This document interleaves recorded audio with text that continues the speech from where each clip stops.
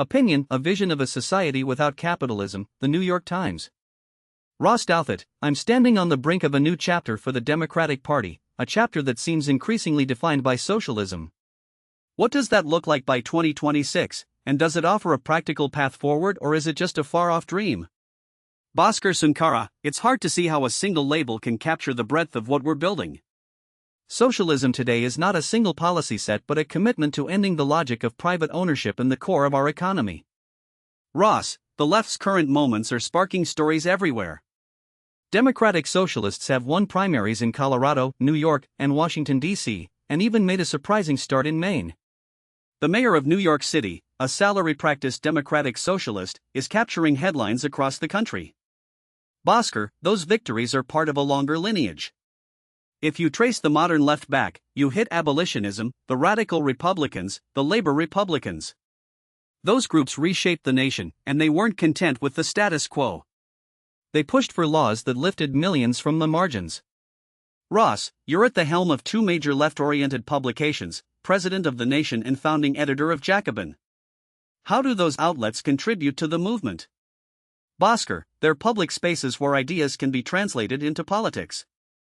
The Nation offers a platform for sustained debate about democratic governance, while Jacobin is a voice that champions the labor address of those who keep the economy working. Both push the conversation beyond the 2020 election debates.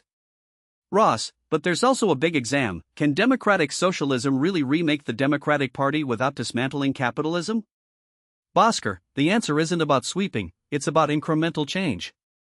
Building strong usually unions, creating new public jobs, strengthening collective bargaining.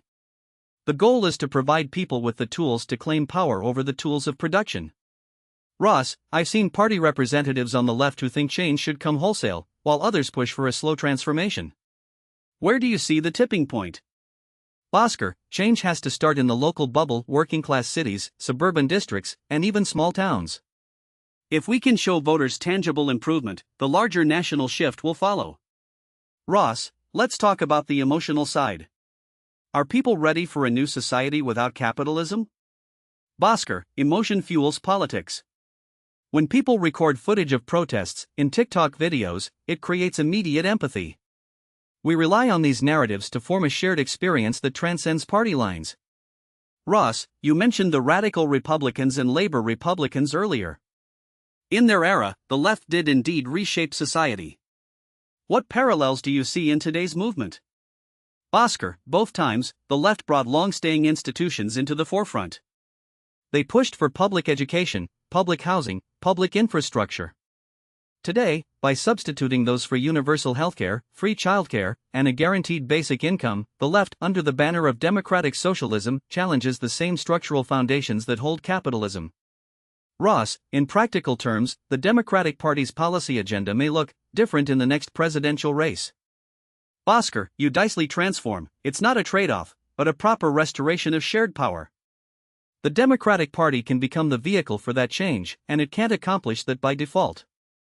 Ross, it's clear that the conversation is moving fast, but one thing remains: the policy pathways. Bhaskar, policy means people. It means strong wages, healthcare that doesn't leave a bill, a guarantee that every citizen's basic needs are met. That's the foundation of a society without capitalism. Ross, that was Bhaskar Sunkara, President of the Nation and founding editor of Jacobin, a true advocate of democratic socialism. Thank you for joining me.